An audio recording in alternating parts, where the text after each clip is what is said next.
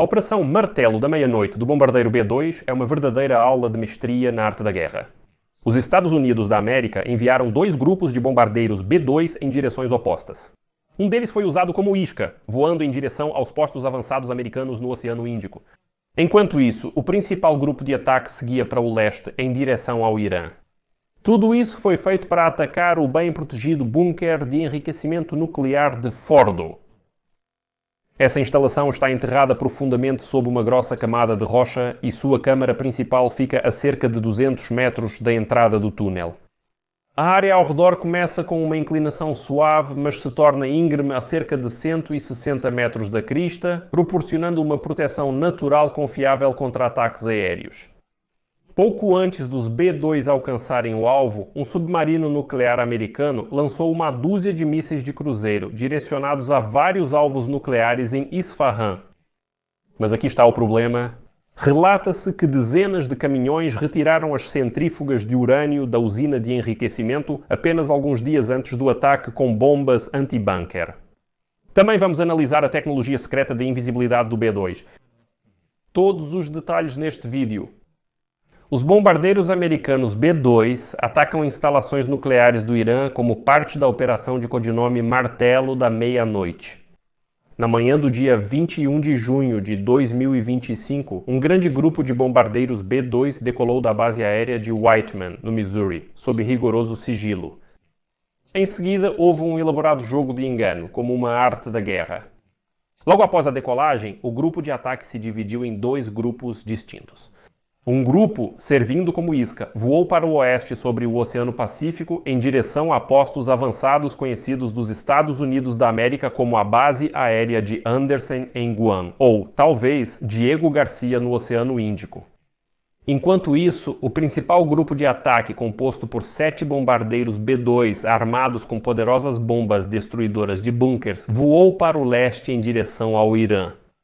Essa manobra foi planejada para confundir os sistemas globais de rastreamento de voos, as agências de notícias e até mesmo a inteligência iraniana, desviando a atenção do verdadeiro ataque. Qual é a missão deles? Atacar as instalações nucleares mais fortificadas do Irã em Fordo, Natanz e Isfahan. As forças principais iniciaram uma exaustiva missão de 18 horas, parte de uma jornada circular de quase 37 horas, percorrendo milhares de milhas.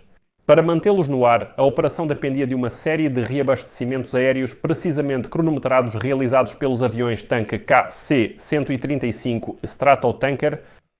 Esses reabastecimentos, realizados no espaço aéreo internacional, foram cruciais para o sucesso da operação. Apenas uma pequena comparação. Essa quantidade de combustível para o avião pode abastecer 2.000 utilitários esportivos. E isso porque ele pode transportar 75.000 litros de combustível. Voltando um pouco, há mais um detalhe relacionado ao tanque de combustível. Esses tanques de combustível foram especialmente projetados para penetrar profundamente no território russo, cerca de 11.000 quilômetros. Além disso, ele pode voar o dobro da distância para dentro das linhas inimigas, evitando ser detectado por radar graças a esse sistema rotativo de reabastecimento aéreo, que se estende até o final, como mostrado aqui. Isso aumenta seu alcance para quase 20.000 quilômetros com o reabastecedor Boeing KC-135 Strata e permite que ele permaneça no ar por 44 horas. Isso é quase 2 dias inteiros no ar, o que é uma façanha de engenharia impressionante. Os bombardeiros cruzaram a fronteira com o Oriente Médio por rotas sobre o Líbano, Síria e Iraque, embora ainda não esteja claro se esses países foram notificados. Quando os B-2 se aproximaram do espaço aéreo do Irã, a missão entrou em sua fase mais crítica. As tropas americanas empregaram uma série de táticas de guerra eletrônica e alvos falsos. À frente dos bombardeiros foram posicionados aviões rápidos e sistemas de interferência, destinados a confundir e cegar os radares iranianos e os sistemas de defesa antimísseis. Nesse meio tempo, caças e aviões de reconhecimento americanos realizavam varreduras para detectar quaisquer ameaças potenciais, tanto do ar quanto de baterias de mísseis terra-ar. Graças às suas capacidades furtivas e aos perfis de voo cuidadosamente coordenados, os B-2 passaram despercebidos. Este é o complexo nuclear de Fordow, um dos locais mais fortificados e profundamente enterrados do programa nuclear do Irã. Mas o que exatamente o torna tão difícil de destruir? Fordow é protegido por uma complexa rede de estruturas defensivas, incluindo 6 entradas de túneis que levam à sua usina subterrânea de enriquecimento de urânio.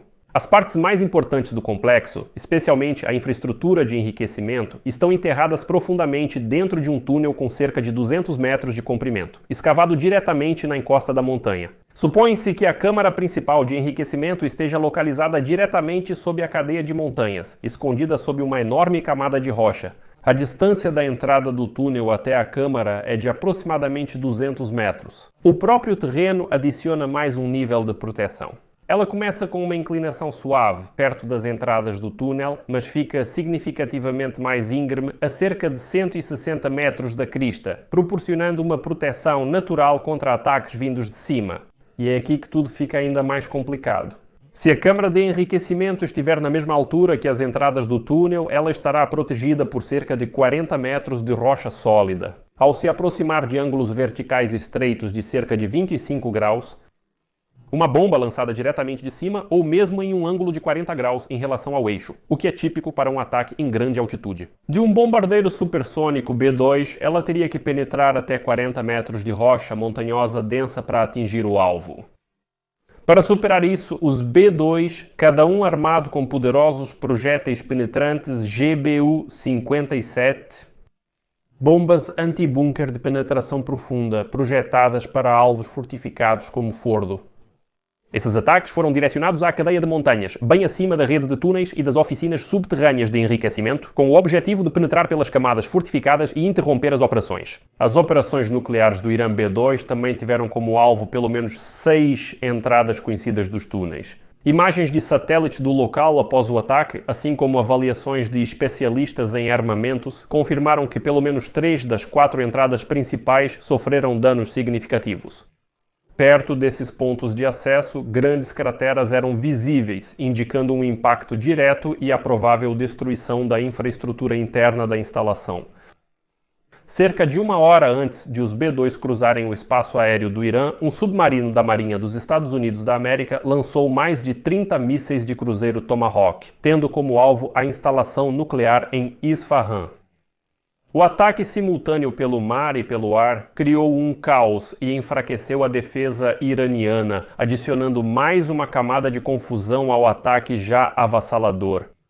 Por volta das 18h40 no horário do leste, isso é 2h10 da manhã no Irã, no horário do leste isso é 2h10 da manhã. No Irã, o bombardeiro líder B-2 lançou 2 enormes bombas penetradoras sobre a instalação nuclear de Fordo. Durante os próximos 25 minutos, 14 dessas bombas foram lançadas sobre Fordo e sobre Tanz, destruindo os complexos subterrâneos fortificados. Quase ao mesmo tempo, mísseis de cruzeiro atingiram Isfahan com precisão devastadora. Após cumprirem sua missão, os B-2 deram meia volta e deixaram o espaço aéreo iraniano tão silenciosamente quanto chegaram. Vamos ver como a B-2 evita os radares. Ao contrário dos aviões convencionais que usam lemes de profundidade para manobrar, o B-2 não possui estabilizadores verticais. Isso acontece porque qualquer estrutura vertical refletiria as ondas de radar, então eles tiveram que projetá-lo sem estabilizador vertical ou leme de direção na parte traseira. Em vez disso, eles usaram essa técnica de lemes de direção e profundidade divididos para garantir a estabilidade direcional e o controle em um avião de asa voadora.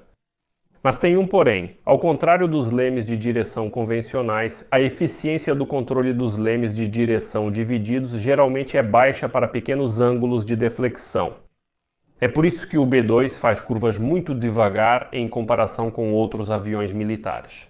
Cada leme de direção dividido é composto por 2 painéis separados, que se abrem verticalmente em direções opostas. Quando o leme de direção dividido da esquerda se abre, ele cria resistência e faz com que a aeronave vire para a esquerda, na direção do leme aberto. O mesmo efeito ocorre com o leme de direção dividido direito oposto. E é isso que acontece dentro da cabine. Quando o piloto pressiona o pedal esquerdo do leme de direção, o leme dividido esquerdo se abre, fazendo o avião virar para a esquerda. Da mesma forma, quando o piloto pressiona o pedal direito do leme de direção, o leme dividido direito se abre, fazendo o avião virar para a direita. O composto B2 pode ser dividido em várias partes. Aqui vemos que todas as bordas são feitas de epóxi de fibra de vidro para refletir o radar, enquanto a maior parte da asa é feita principalmente de epóxi de grafite. É interessante que a montagem da cabine da tripulação seja feita de alumínio na base. Como essas áreas precisam suportar uma grande quantidade de calor do motor, elas são feitas de titânio, um material extremamente resistente e caro. Por fim, temos o poliamida de fibra de vidro, um material oculto capaz de suportar o calor. É assim que ele se parece com todas as marcações e segmentos atribuídos a ele para te dar uma imagem melhor. Vamos dar uma olhada na tecnologia de pintura por radar que custa $1 bilhão e ainda é secreta. Mas aqui está o que sabemos pelos especialistas em aviação.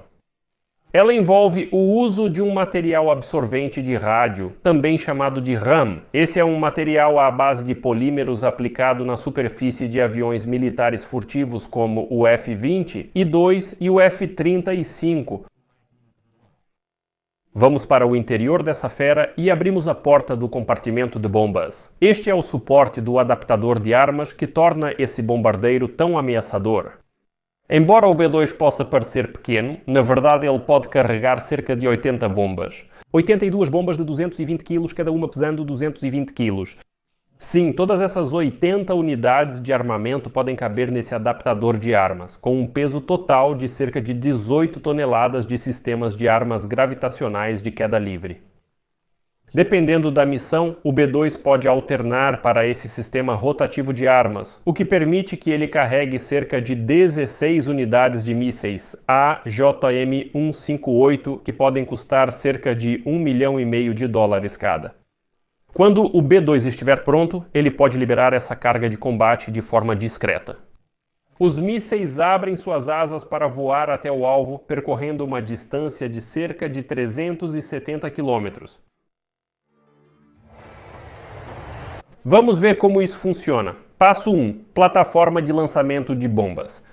Como já mencionado anteriormente, o bombardeiro invisível B2 voa a uma altitude muito elevada.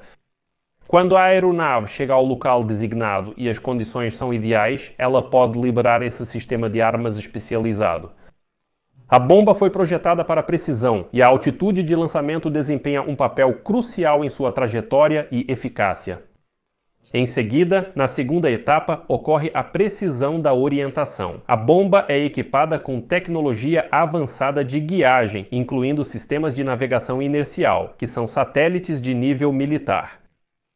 Depois vem a terceira etapa, a correção de trajetória. As informações de guiagem e os dados são então transmitidos para as 4 aletas de grade da bomba, localizadas na parte traseira. Essas chamadas nadadeiras podem se mover e se ajustar em tempo real, permitindo que a bomba corrija sua rota à medida que desce sob a força da gravidade. Esses ajustes são necessários porque a arma não possui motores para alterar sua trajetória. Em vez disso, essa arma depende do movimento dessas nadadeiras e de uma grande diferença de altitude para controlar a trajetória de voo. É por isso que a bomba precisa ser lançada de uma altitude muito alta, para que ela tenha tempo e distância suficientes para ajustar sua trajetória com precisão. E aqui está a parte mais difícil, ou seja, o passo 4, impacto e penetração. A bomba, conhecida como Massive Ordnance Penetrator, pesa aproximadamente 14 toneladas. Quando ela atinge seu alvo, ela impacta com uma força enorme, projetada para penetrar profundamente em estruturas fortificadas, como bunkers. A energia do impacto permite que a bomba penetre mais de 60 metros, garantindo que ela entregue sua carga útil exatamente onde é destinada para obter o máximo efeito. Você pode encontrar mais vídeos como este no meu canal. Se você quiser apoiar o trabalho deste canal, pode fazer isso financeiramente através de qualquer doação pelos links e dados na descrição deste vídeo ou pelo Quick Response Code na sua tela.